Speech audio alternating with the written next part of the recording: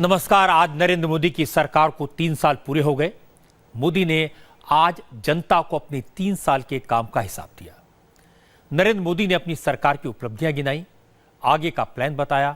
अमित शाह ने भी सरकार के काम गिनाए और योगी आदित्यनाथ ने मोदी सरकार की जमकर तारीफ की। आपको इन सब की बात सुनवाएंगे। सरकार ने 3 साल में क्या किया ये गिनवाएंगे। लेकिन सबसे पहले मोदी सरकार के आज के एक बड़े फैसले के बारे में आपको बताना चाहता हूं। ऐसा फैसला जिस पर कम लोगों का ध्यान गया, लेकिन यह बड़ा फैसला है। आज केंद्र सरकार ने मीट के लिए मवेशियों की खरीद फरोख्त पर रोक लगा दी। अब देश में स्लॉटर के लिए बड़े जानवर न खरीदे जा सकेंगे न बेचे जा सकेंगे। सरकार ने इस पर पूरी तरह पाबंदी लगा दी है। इस फैसले का मतलब यह है कि अब देश भर में गाय, भैंस, बछड़े, बैल और ऊंट जैसे बड़े जानवरों के मीट के कारोबार पर संकट आएगा। इसका सीधा असर उन स्लॉटर हाउसेस पर पड़ेगा जो बड़े जानवरों का मीट सप्लाई करते हैं। नए नोटिफिकेशन के मुताबिक धार्मिक रिचुअल्स में भी बड़े जानवरों की बलि अब नहीं दी जा सकेगी। इसके लिए एनवायरमेंट मिनिस्ट्री ने prevention of cruelty to animals act में बदलाव किया है। एक्ट में क्या बदलाव हुए, इसका मतलब क्या है, इसकी पूरी डिटेल्स हमारे संवाददाता अभिषेक उपाध्याय के पास है, उनसे सुनते हैं। पर्यावरण मंत्रालय के इस नए नोटिफिकेशन से देश में मीट के कारोबार में आमूल चूल बदलाव होने की आशंका जताई जा रही है। इसमें मवेशियों के कारोबार को लेकर के नए नियम बनाए गए हैं और बड़ी बात यह है कि कत्ल के मकसद से, स्लॉटर के मकसद से मवेशियों का कारोबार नहीं हो सकता, इसे बैन कर दिया गया है। पहले ये समझ लें कि मवेशी से मतलब क्या है। इसमें जो सेक्शन 2 है इस नोटिफिकेशन का, उसमें परिभाषाएं दी हुई हैं और इस परिभाषा में साफ तौर पर लिखा हुआ है कि मवेशी का मतलब गो जातीय पशु, और इसमें गाय, भैंस, बछवा, सांड, बैल और यहाँ तक कि ऊँटनी का भी जिक्र है। ये वे पशु हैं जिनका कारोबार कत्ल के मकसद से, स्लॉटर के मकसद से, कसाई खाने में ले जाने के मकसद से कतई नहीं हो सकता है। और एक अहम बात यह है कि हम अगला जो इसमें अगला हिस्सा है सेक्शन, इस नोटिफिकेशन का सेक्शन 22, उसमें देखेंगे तो यहाँ साफ लिखा हुआ है कि स्लॉटर के पर्पज से, कत्ल के पर्पज से, मकसद से हम किसी भी जानवर का क्रय विक्रय नहीं हो सकता है। और साथ में यह भी लिखा हुआ कि रिलीजियस पर्पस, यानी कि जो धार्मिक मकसद से, मजहबी मकसद से भी किसी भी जानवर की बलि नहीं चढ़ाई जा सकती है। जिन जानवरों का हमने जिक्र किया अभी, जो नोटिफिकेशन की डेफिनेशन में साफ हैं, ये उन जानवरों की बात हो रही है। और ये जो निर्देश हैं, ये जो नियम हैं, ये पूरे देश में लागू होंगे सिवाय जम्मू और कश्मीर के। और इनके लागू होने के साथ ये माना जा रहा है, ये तय माना जा रहा है कि देश में जो मीट का कारोबार है, जो इससे जुड़े कारोबारी हैं, उनके ऊपर इसका बहुत बड़ा असर पड़ने जा रहा है। असल में देश भर में जानवरों के बाजार लगते हैं, जहां गाय, भैंस जैसे बड़े जानवर इन मंडियों में खरीदे और बेचे जाते हैं। जानवरों के बाजार तो लगेंगे, लेकिन इन पशु बाजारों में जानवरों को स्लॉटर के लिए खरीदने बेचने पर पाबंदी लगा दी गई है।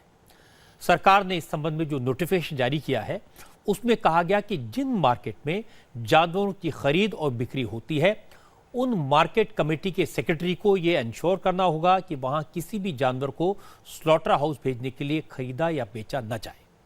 अब जो भी मार्केट में जानवरों को बेचने आएगा, उससे अपनी पूरी डिटेल देनी होगी, अपने पहचान पत्र की कॉपी जमा करानी होगी और जानवर की पहचान भी लिखकर देनी होगी। इसके साथ एक अंडरटेकिंग देनी होगी कि जानवर को स्लॉटर हाउसेस को बेचने के लिए नहीं लाया गया। जब भी कभी कैटल का बाज़ार में सेल होगा या परचेज होगा, तो मार्केट का जो सेक्रेटरी है उसको ये सुनिश्चित करना पड़ेगा कि ये उन दोनों लोगों से, खरीदने और बेचने वाले से सर्टिफिकेट लेकर कि ये जो सेल परचेज हो रही है ये किसी प्रकार के स्लॉटर के लिए नहीं हो रही है।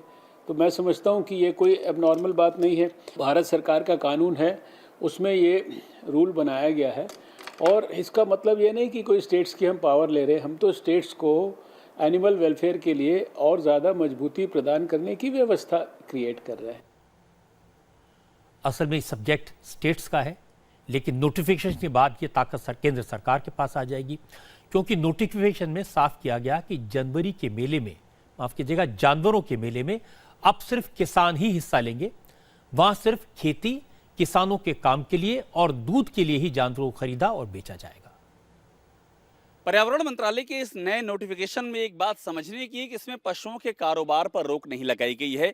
पशुओं का कारोबार भी होगा, पशु बाजार भी लगेंगे, लेकिन ये बात साफ तौर पर इसमें लिखा हुआ है कि ये एकदम वचन लिया जाएगा, लिखित घोषणा करनी होगी खरीदने वाले को पशु कि वो खेती के मकसद से, कृषि के मकसद से पशु को खरीद रहा है और इसको वध के लिए, कत्ल के लिए नहीं खरीद रहा है। ये उसे लिखित घोषणा करनी होगी और बाकायदा इसमें लिखा हुआ है कि एक पशु बाजार समिति होगी और ये पशु बाजार समिति ये मॉनिटरिंग करेगी इस बात की कि जो घोषणा की जा रही है इसमें कितना दम है, इसके साक्ष्य क्या हैं। और बड़ी बात ये भी है कि कौन खरीद सकता है पशु को, ये भी डिफाइन कर दिया गया है कि खरीदने वाला कृषक होना चाहिए, यानी कि किसान होना चाहिए और इस बात के भी सबूत देने होंगे कि वो किसान है कि नहीं इस मॉनिटरिंग कमेटी को, और उसके बाद ही ये खरीदने की प्रक्रिया आगे बढ़ेगी। और एक बड़ी बात इसमें और लिखी गई है कि जो भी वो कागजात देगा 6 महीने तक वो उस कागजात को अपने पास रखेगा। जो इस प्रक्रिया में जिन कागजातों का विनिमय होगा वो 6 महीने तक अपने पास रखेगा। और ये भी एक बड़ी बात इसमें लिखी हुई है कि 6 महीने के भीतर वो उस पशु को बेच नहीं सकता है, उसे अपने पास रखना होगा। यानी कि कुल मिलाकर के ये जो नियम, ये जो शर्तें इस नए नोटिफिकेशन में जोड़े गए हैं, ये इस बात को इंश्योर करने के लिए हैं कि उन्हीं पशुओं का कारोबार हम कर सकते हैं जिनको कि खेती के यानी कि कृषि के मकसद से कारोबार किया जाए। जो परिभाषाओं के मुताबिक जो पशु आते हैं, कत्ल के मकसद से कोई कारोबार नहीं हो सकेगा।